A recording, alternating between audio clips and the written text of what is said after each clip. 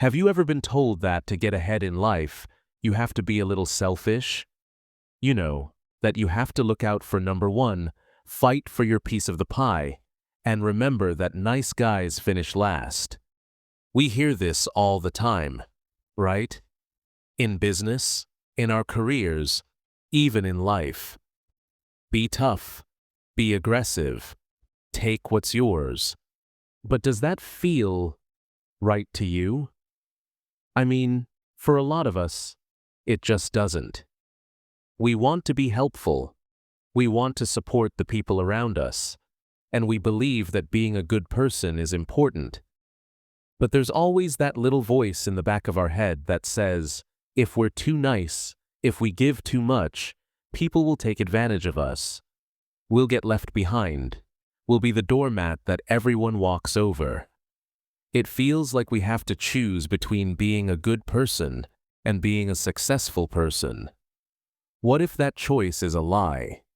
Today, we're diving into a book that completely changed how I see success.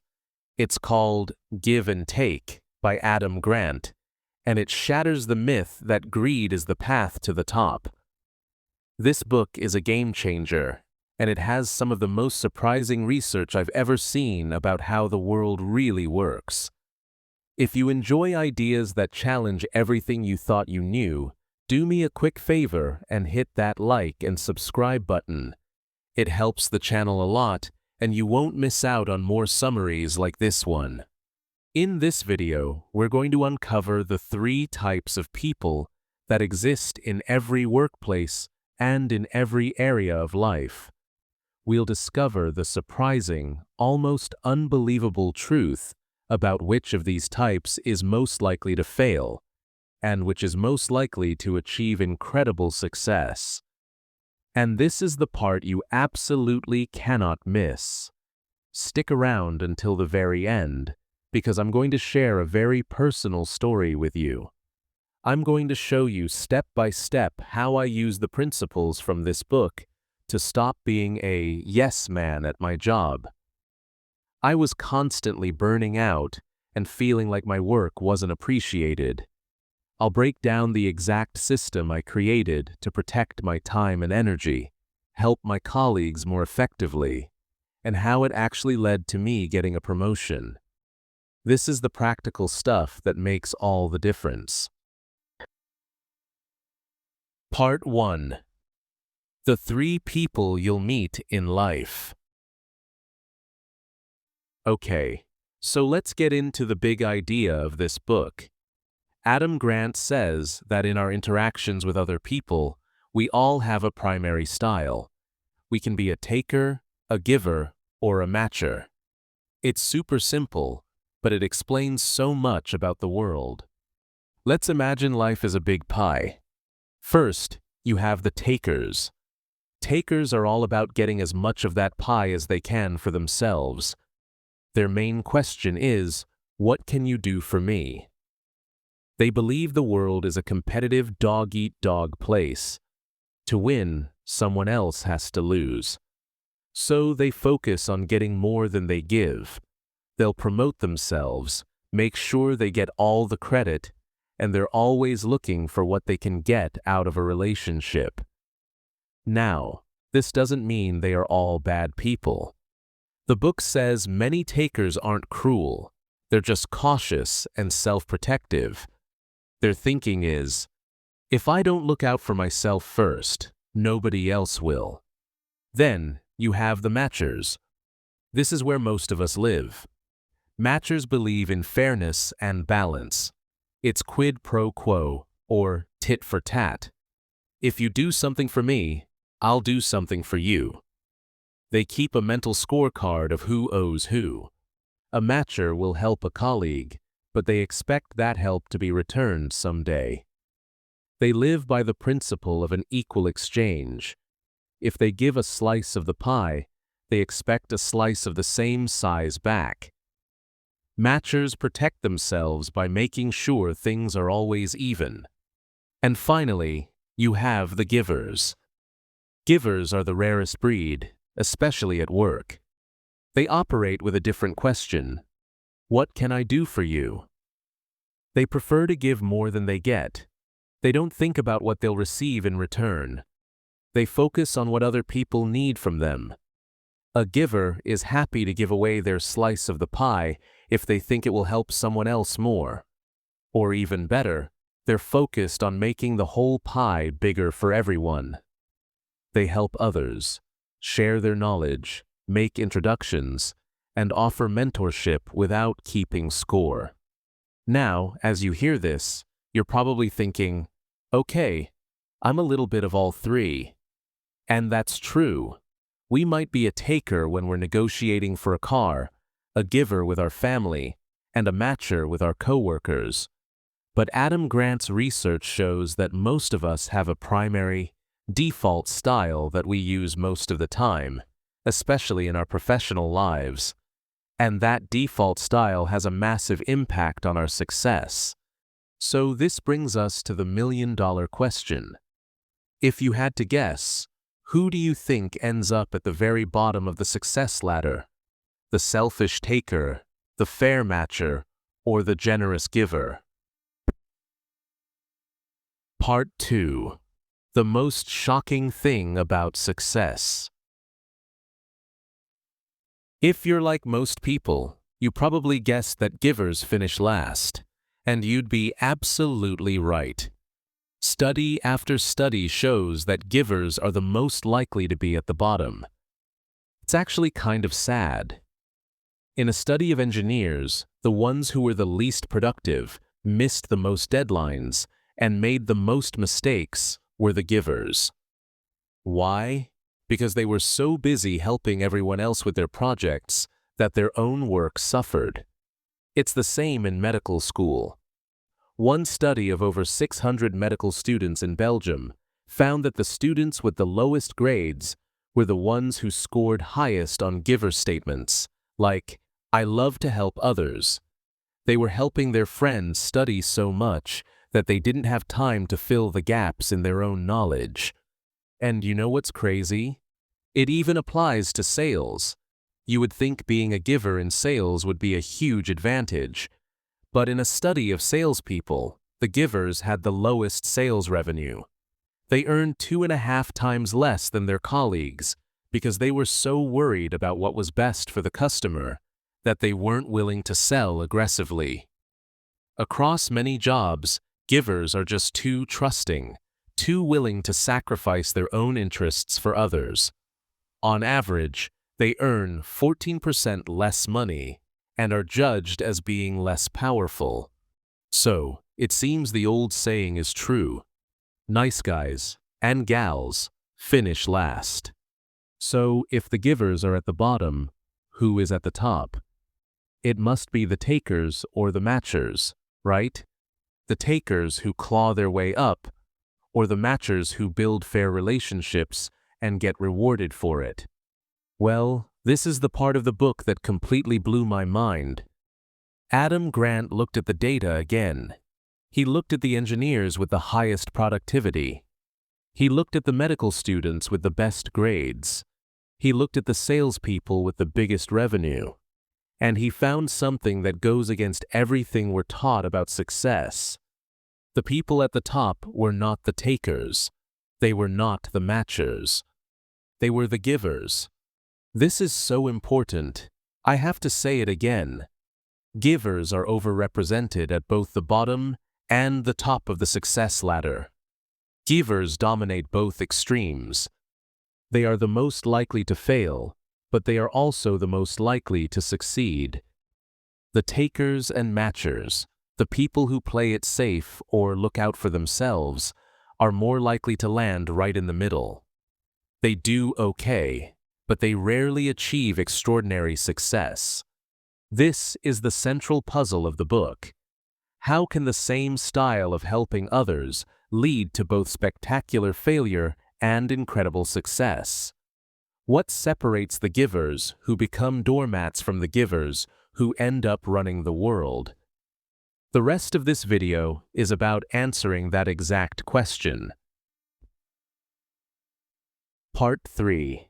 Why givers win in the long run.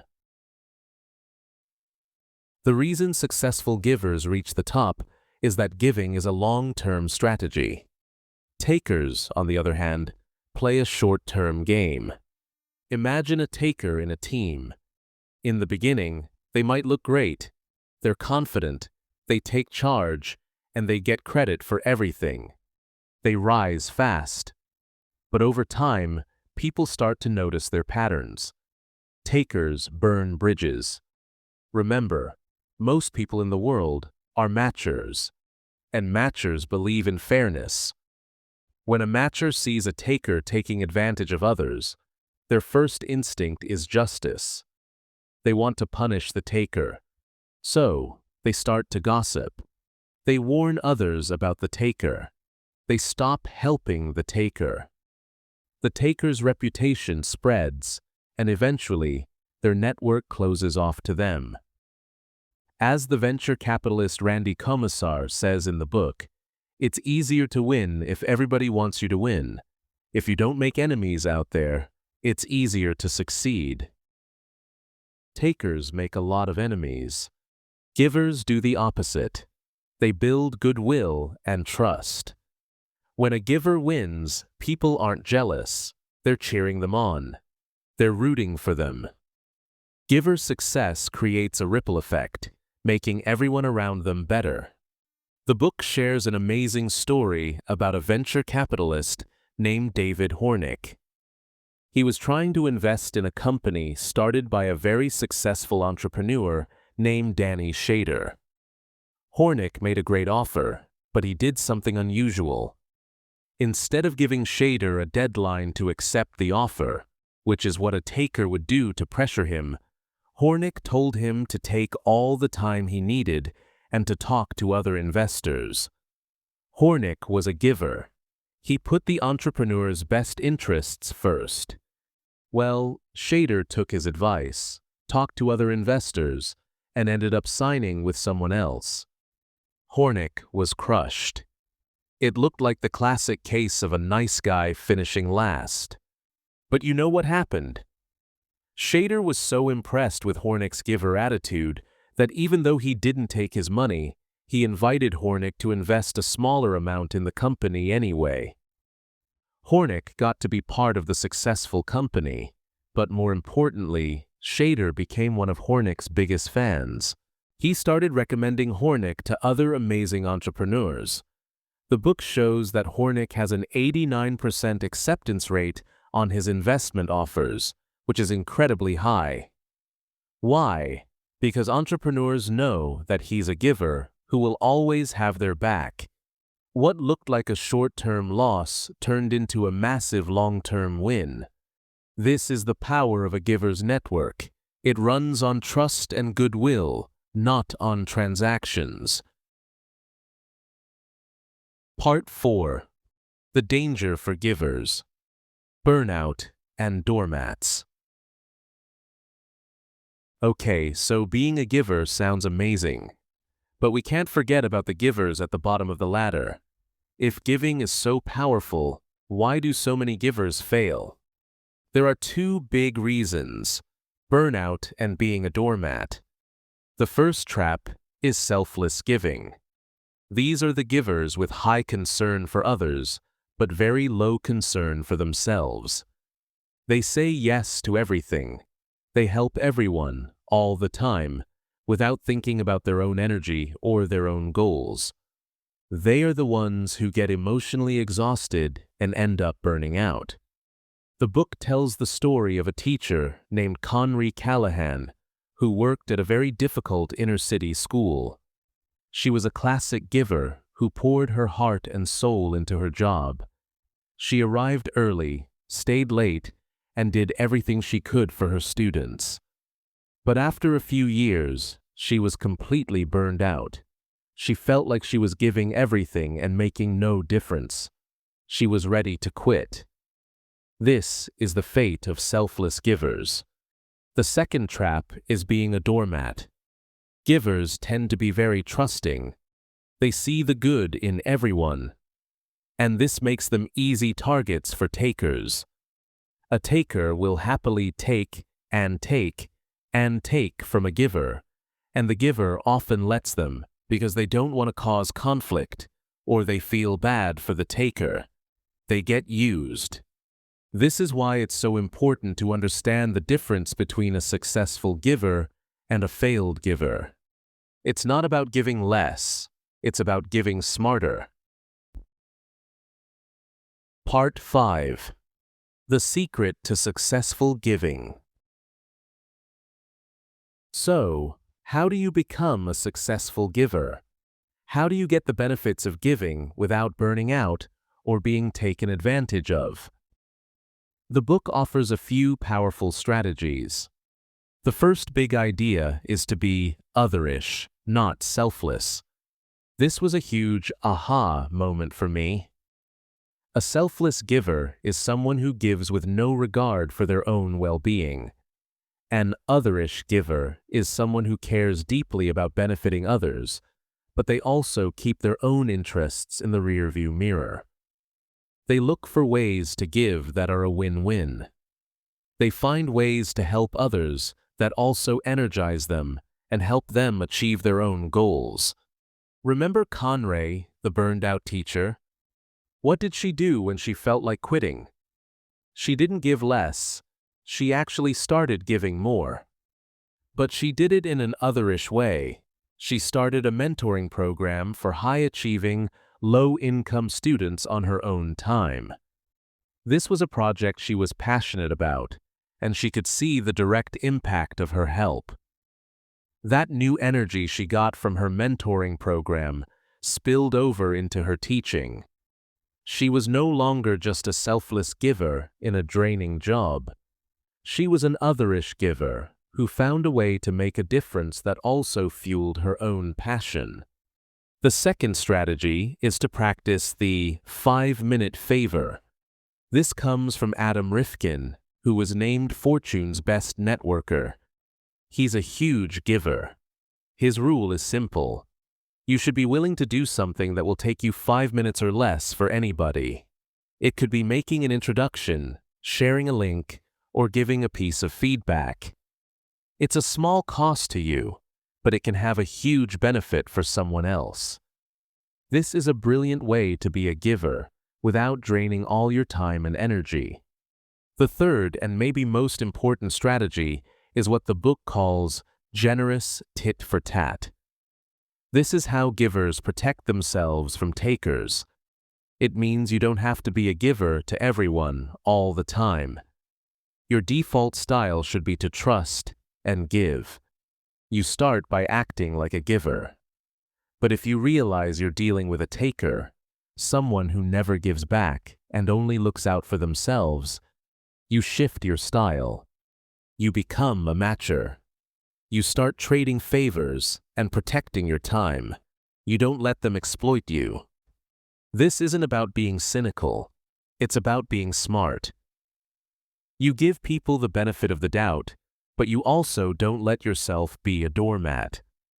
This allows you to direct your giver energy toward other givers and matchers, where it will be appreciated and create a positive cycle. Successful givers are not saints. They are people who have learned to be both generous and ambitious. They've learned how to give in a way that helps others while also protecting their own well-being.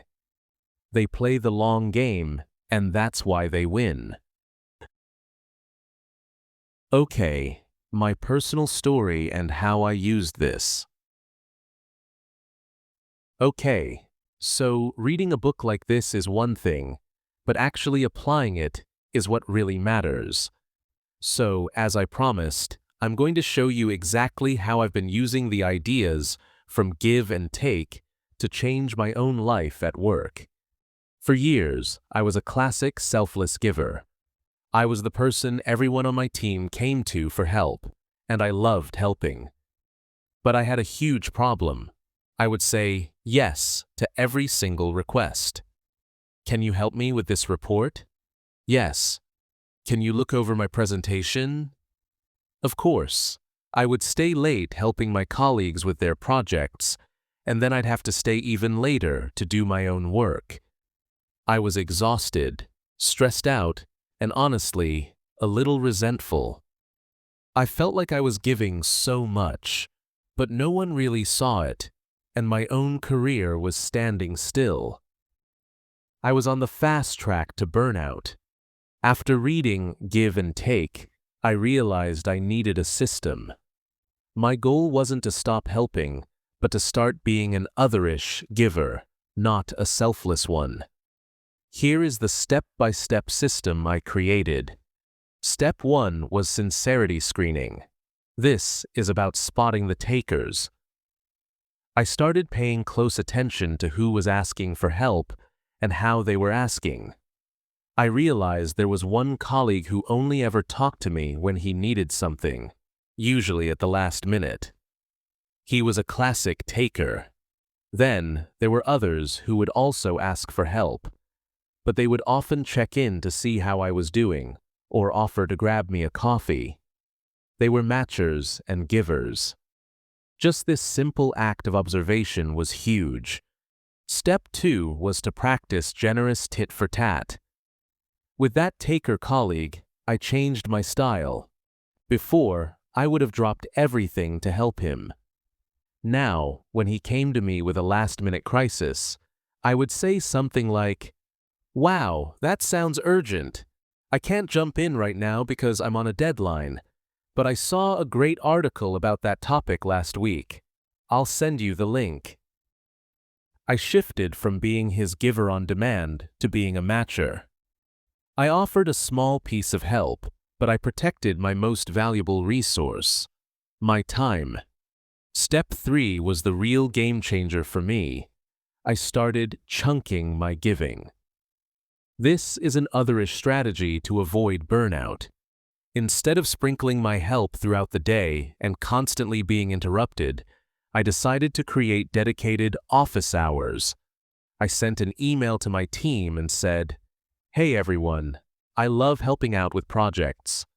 To make it easier for all of us, I'm going to block off my calendar from 3 p.m. to 5 p.m.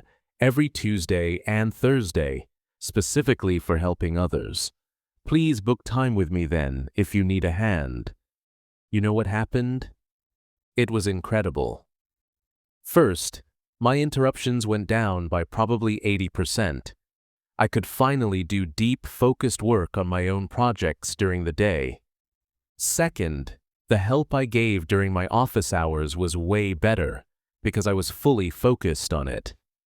And third, my boss noticed. My giving was no longer invisible. It was now a structured, visible part of my contribution to the team. She saw me as a team player and a mentor. In my next performance review, she specifically mentioned my office hours initiative as a sign of leadership. It was a key reason I was put on the list for the next round of promotions. I went from being a burned-out, selfless doormat to an energized, effective, and respected otherish giver. And I was actually helping people more, not less. So, the core message of Give and Take is this. Success is not about winning a competition, it's about contributing to a network. The most successful people are not the most selfish, they are the most generous, as long as they are smart about how they give. If these ideas resonated with you, I highly recommend you buy the full book. Adam Grant is a brilliant writer, and there are so many more stories and studies in there that we didn't have time to cover. I'll leave a link in the description. And I have a question for you. After hearing this, do you see yourself as more of a giver, a taker, or a matcher? Be honest. Let me know in the comments below. I'd love to read your stories. Thanks so much for watching, and I'll see you in the next video.